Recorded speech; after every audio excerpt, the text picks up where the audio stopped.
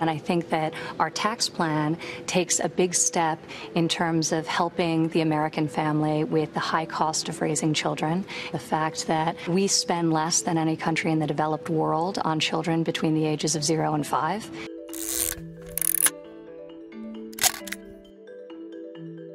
Looking at childcare spending as a portion of GDP, the United States does spend less than other developed countries.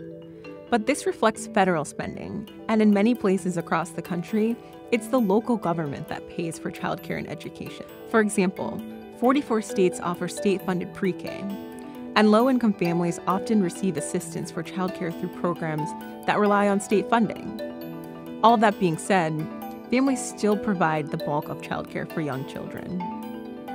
Now, ironically, Trump is getting her numbers from a study by the Obama White House that advocated for increased spending on childcare. But the GOP tax plan doesn't provide more public funding. More than 40% of families with children would see a tax hike. And even if the tax cuts would actually keep money in families' pocketbooks, the increased cash doesn't translate into increased public spending on childcare.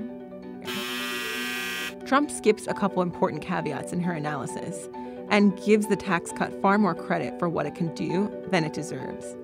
For her mental gymnastics, we award her 1 Pinocchio.